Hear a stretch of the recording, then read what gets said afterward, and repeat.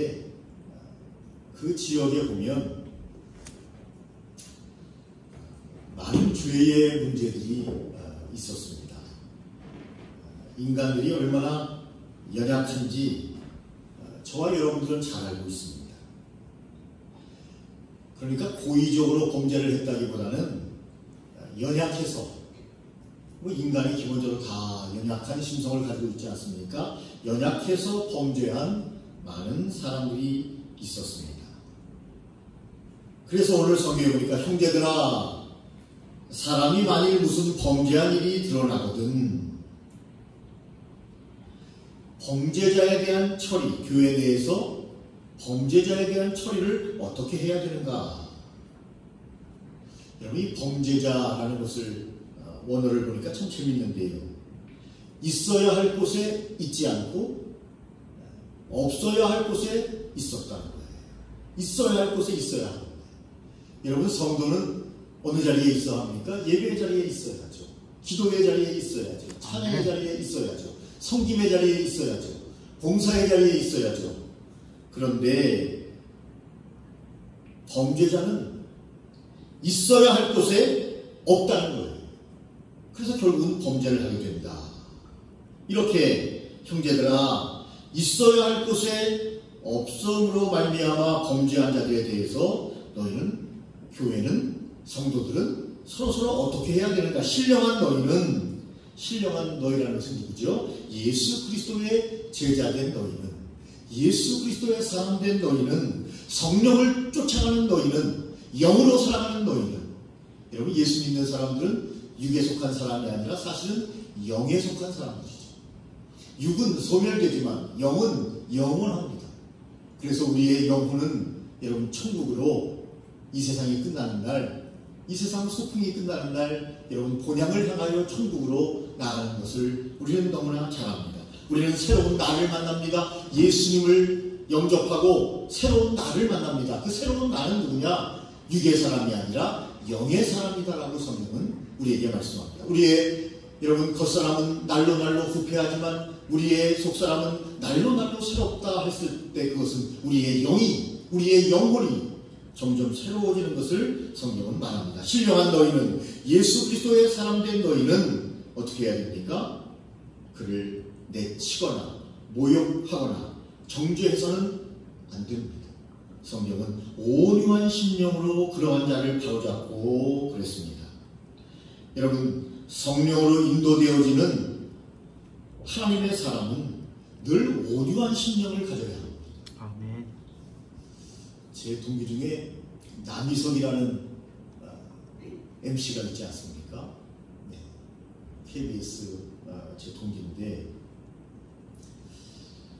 교회가 좀 분쟁하는 교회로 처음에는 아니었는데 분당에 있는 교회가 조금의 분쟁이 있었습니다. 큰 문제도 아니에요, 나중에 보니까.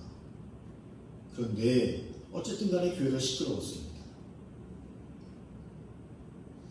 그러다 보니까 이 친구가 신앙이 점점 좋아지다가 신앙생활을 멈추게 됐다고 저에게 문자가 왔습니다.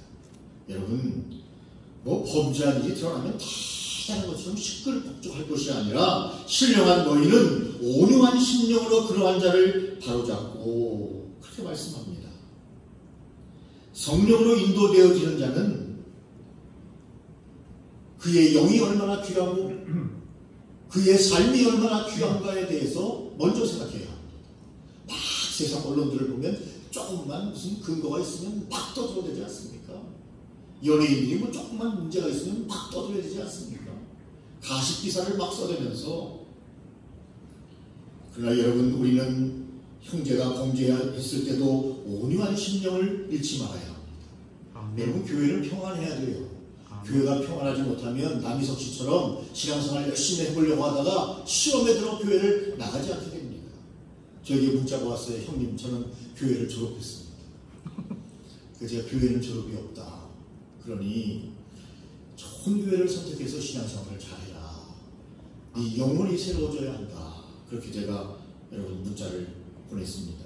여러분, 그러면서 범죄한 자가 드러났을 때 온유한 심령으로 그 사람을 바로잡으려고 하고, 그래서 막 떠들면 안 되고요. 개인적으로 찾아가서 권면해야 하는 겁니다. 두 번째, 내 자신을 돌아보라는 거예요.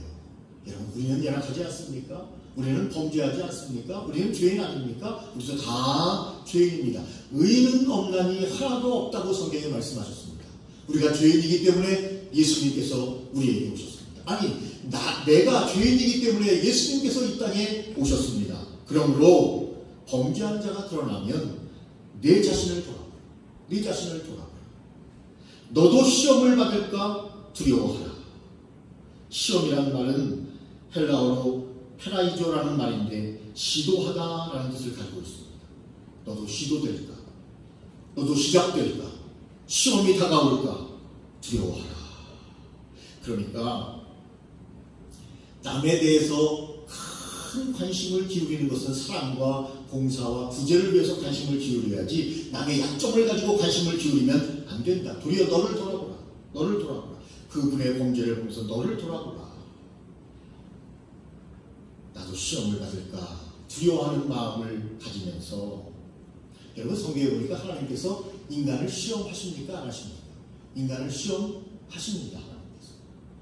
물론 대부분의 시험은 마귀가 줍니다. 그런데 특별한 경우, 욥의 경우도 말씀드린 것처럼 지난 주간에도 여러분 하나님께서 욥을 시험하십니다.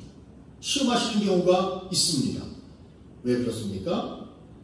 신앙생활과 우리의 삶을 더 깨워서 잘 할 수 있도록 우리에게 시험을 주신다는 거예요.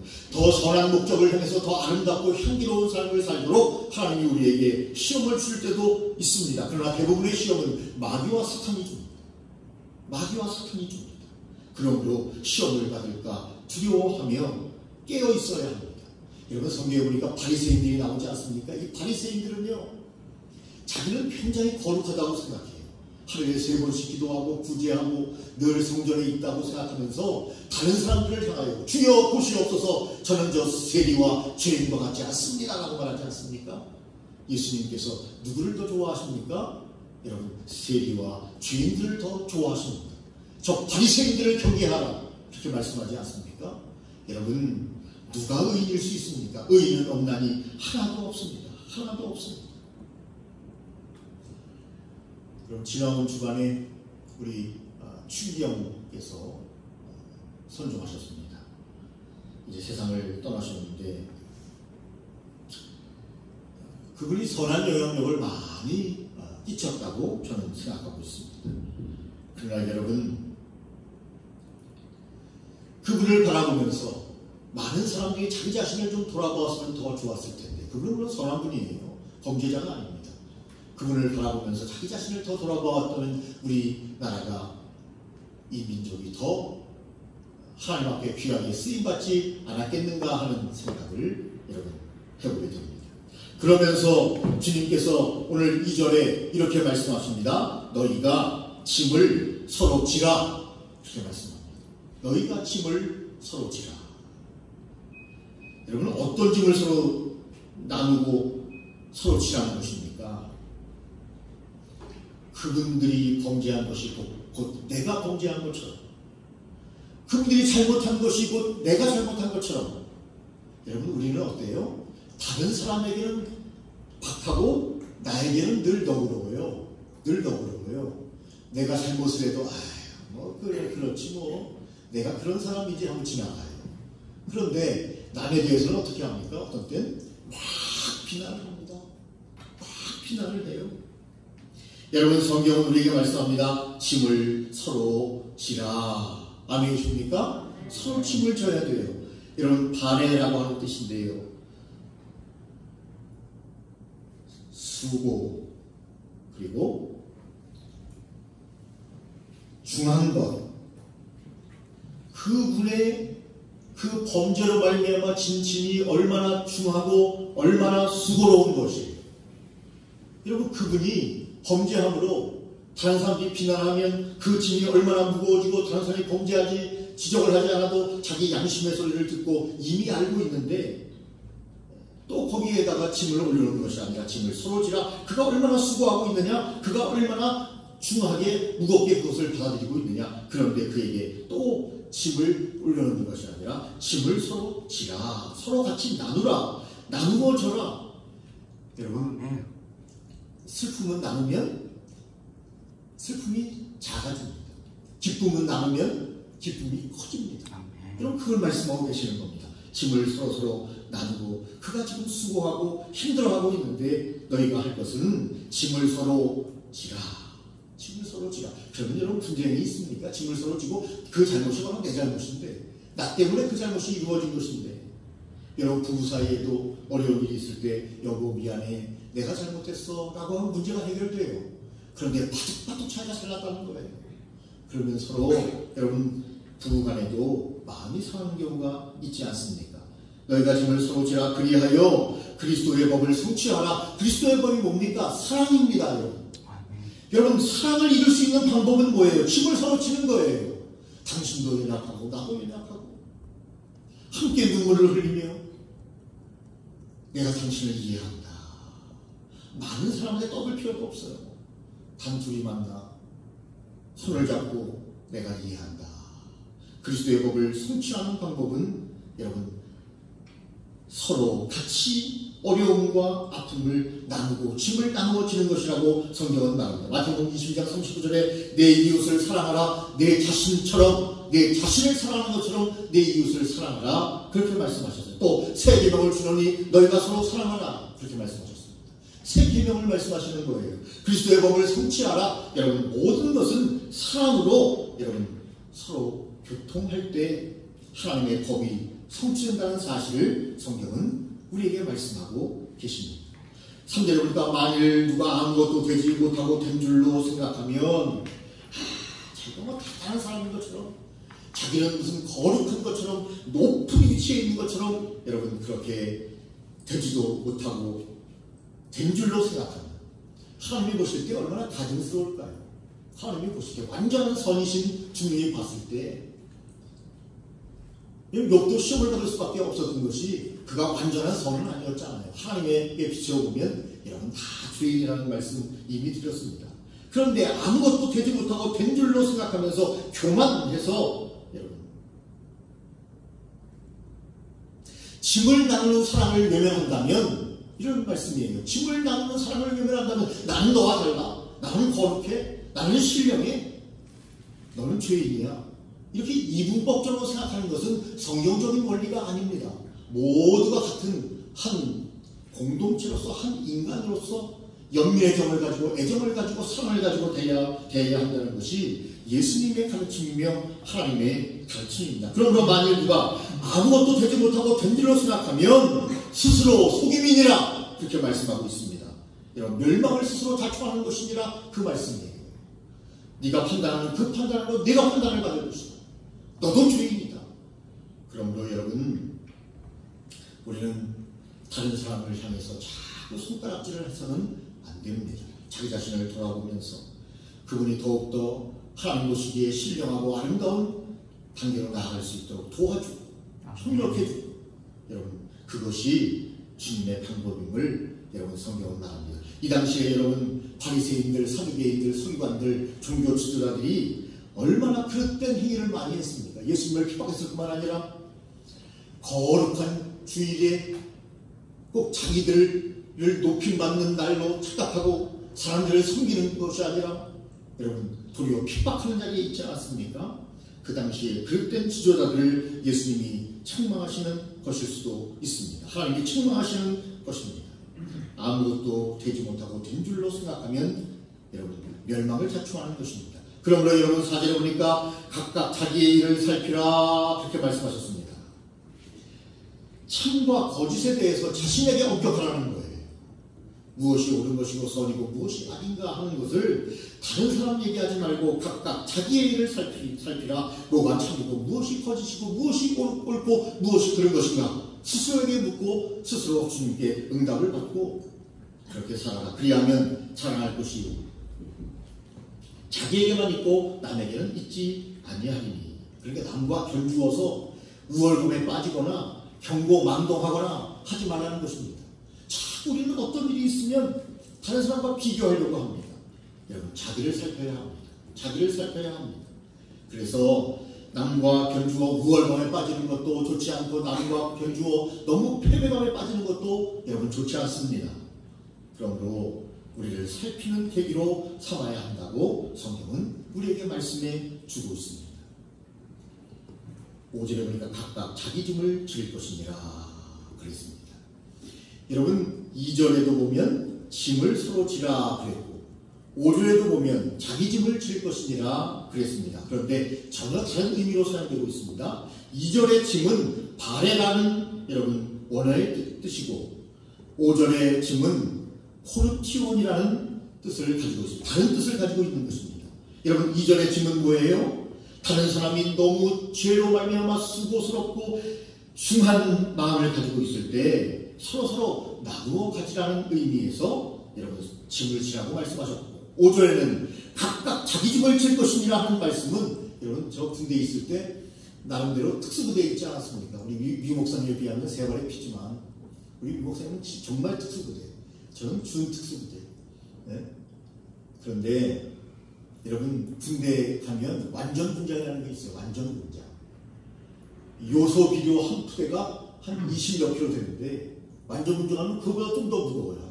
한 27, 8kg 되는 완전 군장을 하면 근데 행군할 때 훈련 나갈 때 무슨 일이 있을지 모르니까 완전 군장을 합니다. 그 안에 필요한 것을 다 넣고 여러분 딱 이렇게 배낭을 매는 겁니다. 여기서의 짐은 행군할 때 지는 짐을 말하고 있습니다. 행군할 때 지는 짐을 말하고 있습니다. 군인들이 행군할 때 지는 짐 여러분 그 배낭 각각 자기 짐을 질 것이니라.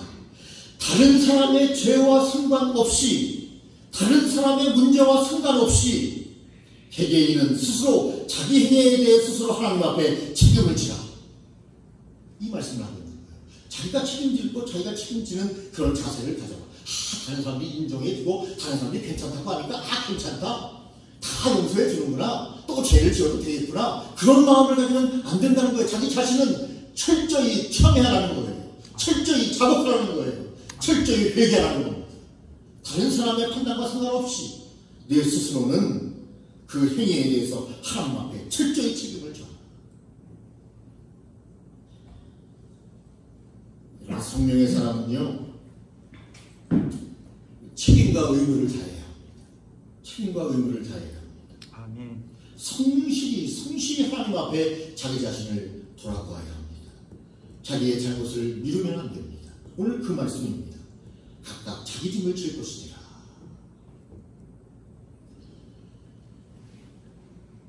전도연 씨가 나왔던 영화 제목을 아십니까? 기독교인들을 비판했던 영화 제목을 아세요? 아무도 모르십니까? 네. 저도 갑자기 생각이 안 나서 여쭤봤는데. 네? 미리암이죠, 미리암. 역시 우리 목사님 머리가 제일 좋은 것으로, 천재인 것으로 인정을 합니다. 네. 미리암. 네. 미리암 맞습니다. 네. 장윤 목사님이 천재예요. 네. 왜냐하면 여기서 지금 제일 잘 아셨기 때문에. 네. 이 미리암에 보면 무엇이 문제죠? 아니, 그 어떤 남자가 나오는데요. 자기가 범죄를 했는데 하나님께 용서받았다고 하면서 피해를 끼친 전도연에게는 사과 한마디도 없고요. 자기가 용서받았다는 거예요, 하나님께. 그러니까 관계하지 말라는 거예요. 그 사람은 신경 쓰지 않는 거예요. 여러분, 그것은 여러분 올바른 태도가 아니죠. 자기가 철저히 정말 나는 하나님께 용서를 받았어요. 용서를 받았지만 나는 어떤 마음을 가져야 돼요? 죄인의 마음을 가지고 내가 너무나 연약했구나. 내가 범죄를 저질렀구나. 내가 잘못했구나. 내가 죄인이구나 하는 마음을 가지고 그 사람을 잘 섬기고 이해하고 미안하다고 하고 그 사람이 여러분 마음에 상처를 받지 않도록 잘 보듬어야 되는 거죠. 예수 믿는 사람은 하나님께 용서받았으니까 다 됐다. 공동체가 나를 용서했으니까 다 됐다. 여러분 그런 마음을 가지라고 성경은 말하고 있지 않습니다. 각각 자기 짐을 질 것입니다. 아멘. 이렇게 말씀합니다. 눈물을 흘리고 통회하고 자복하고 그럴 때 여러분 영적인 성장이 이루어지고 그리고 내가 어떤 길을 가야 할 것인가 어떤 사명의 길을 가야 될 것인가를 발견하게 됩니다. 발견하게 됩니다. 이 결정적으로 주님과의 만나는 고백의 시간이 있어요. 여러분 한 번도 고백의 시간이 없었다면 주님과 눈물을 흘리며 무릎을 꿇고 하나님과 간절히 만나는 만남의 시간이 없었다면 여러분 우리 신앙생활 잘못하고 있는 것입니다. 사람들에게는 여러분 보일 필요 없어요. 뭐 어떤 교회 가면은 부흥회 비슷하게 이렇게 하고 자기의 약점을 서로 막 이야기하고 범죄한 것을 막 이야기하게 함으로써 한 공동체가 된대요. 여러분 성경은 그렇게 가르치고 있지 않아요. 왜 사람에게 이야기합니까? 내 범죄한 일을 왜 사람들에게 이야기합니까? 여러분 성경에 그런 말이 어디에 있습니까? 여러분 우리 하나님과 대면하면서 하나님 앞에 여러분 우리 자신을 내어놓으면 되는 것입니다. 여러분 성경 우리가 형제를 용서하는 거죠. 우리는 늘 용납하고 받아들이는 거죠. 네. 그리고 범죄한 자는 하나님 앞에 1대1로 서서 자복하고 회개하는 거죠. 그것이 그리스도인이 범죄했을 때 여러분 나아가는 삶의 자산이에요. 형제를 용서한 자들에게는 어떤 유익이 있는가 성경은 우리에게 말씀하는데요. 잠언서에 나오고 마태복음, 고린도후서, 야고보서에 쭉 말씀이 기록되어 있는데 형제를 용서하게 되면 첫째, 여러분 그 형제에게 보복당하지 않습니다. 여러분 사람은요 반드시 누가 탁 찌르면 또 그쪽에서도 딱 찌르게 돼 있어요. 그것이 사람들의 어떤 법칙과도 같아요. 인간들은 기본적으로 악하기 때문에. 그런데 내가 보복하지 않으면 보복당하지 않아요. 물론 정의의 문제 그런 부분과 다른 거예요. 네. 여러분 형제를 용서하는 자의 유익은 보복당하지 않는다. 제가 한번 말씀드렸지 않습니까? 옛날에 잠시 있을 때 설교할 때 여러분 우리가 중국 영화를 많이 이렇게 보면 주로 사극을 보면 결국 뭐냐? 원수 갚는 거예요. 원수 갚는 거. 자기 부모님이 원수에게 주도하는 것을 어린아이가 이를 꽉 막고 몰래 숨어서 보고 있다가 그가 이제 마음에 결단을 하고 결심을 하고 원수를 갚으리라 하면서 막 훈련을 해가지고 도랑통을 막 올랐다 내렸다 그냥 뭐 들었다 놨다 물통을 들었다 놨다 다리를 한 발로 딱 갔다가 왔다가 하면서 이제 고수가 되는 거예요. 고수가 돼서 저놈을 내가 죽여야 되겠다 하면서 쫙 날아가가지고 그냥 그놈을 딱 하고 처치하고 그럼 우리는 좋아가지고 주인공이 나쁜 놈을 죽였다. 여러분 그런데 그것은 우리의 시각이고 주인공의 시각이지 그 반대편의 시각에서 보면 또 다른 보복이 이루어지는 거예요. 나중에. 여러분 그러므로 우리 용서하는 것이 얼마나 아름다운가 그렇게 말하고 여러분 성경은 있습니다. 그 다음에 형제를 용서하는 자는 하나님이 상을 주신대요. 우리에게 상을 주신다. 또한 성도로서의 온전함을 입도록 하나님이 우리를 인도하시고 하나님 자신도 우리를 용서해 주신대요. 우리가 형제를 용서하면 하나님이 우리의 잘못을 용서해 주신대요. 바리새인들처럼 나는 의롭고 저 세리와 같은 저 천녀와 같은 그렇게 얘기하는 사람은 여러분 주님이 용서하지 않았어. 주님이 용서하지 않았어. 치아 묻어보아서 예수님이 확 욕하지 않습니까? 여러분 신령한 예수님이 욕을 했다니까요. 그 사람들에게. 그 욕이 무엇인지는 여러분 성경을 보시기 바랍니다.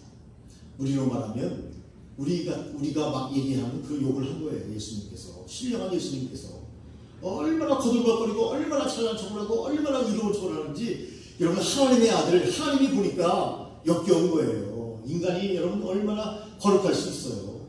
인간은 다 똑같은 여러분 인간 아닙니까? 그래서 여러분 우리가 가톨릭에 대해서 조금 인정을 하지 못하는 부분이 바로 그거예요. 가톨릭은 이게는요 성인, 성자의 개념이 있어요.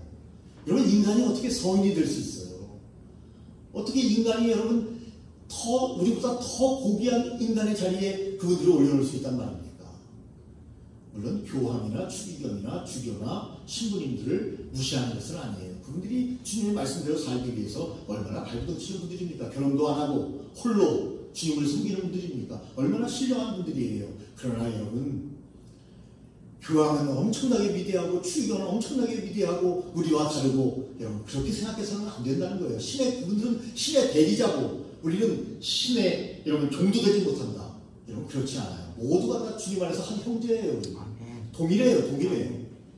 여러분 개신교는 목사나 집사나 이것은 직분일 뿐이지 이것이 무슨 권력이 아니에요. 힘이 아닙니다. 이것이 무슨 대단한 게 아니에요. 서로 섬기기 위해서 여러분 목사는 말씀으로 섬기고 또한 집사님은 교회 봉사로 섬기고 권사님은 권면으로 섬기고 신방으로 섬기고 다 섬기기 위한 직분이지 이것이 무슨 대단한 권력이 되어서는 안 되는데 가톨릭은 그것이 권력화되고 너무 서열화시키고 있다는 겁니다. 같은 신분 중에서도 여러분 교황이면 대단한 것이고 추기경은 대단하고 그 밑에 주교가 있고 그 다음에 일반 신부님이 계시고 이렇게 자꾸 분리를 해서 자리에 따라서 엄청난 권한이 다르고 여러분 교황은 전 세계에 여러분 말 그대로 황제 아닙니까? 전 세계 교회의 황제예요. 교황이. 그 전 세계에 여러분 주일 설교도 교황청에서 내려온 설교를 전 세계 교회가 똑같이 다 낭독하지 않습니다. 그래서 설교라고 하지 않고 강론이라고 하는 겁니다. 그대로 동일하게 원고를 읽는 겁니다. 교황청에서 나온 것을. 그래서 여러분 신부들은 설교하지 않습니다. 물론 뭐 우리처럼 기도회나 그런 소모임에서는 여러분 신부님이 설교하지만 그러나 여러분 주일날은 동일하게 그렇게 합니다. 그것이 과연 올바른 것인가? 저는 그렇게 생각하지 않습니다. 여러분 그렇습니다. 하나님께 자신도 여러분 다른 사람을 용서하면 용서받게 됩니다. 또한 우리의 기도가 하나님 앞에 상달됩니다. 남을 용서하고 다른 사람을 받아들이고 용납하고 하나님께 기도하면 우리의 기도가 하나님께 상달되어서 우리의 삶의 축복으로 은혜로 복으로 함께 임한다고 성경은 우리에게 말씀합니다. 또한 성도 간의 교제가 회복됩니다. 꽁 하고 있는 마음이 없어집니다. 아, 저 사람은 이런 범죄를 했지 이런 마음이 없어져요. 다 용서함으로써 여러분 원래의 마음으로 다시 돌아가게 되는 겁니다. 용서하는 것은 여러분 원래의 마음으로 돌아가서 순수한 백지의 마음이 되는 겁니다. 주님의 마음이 되는 거예요.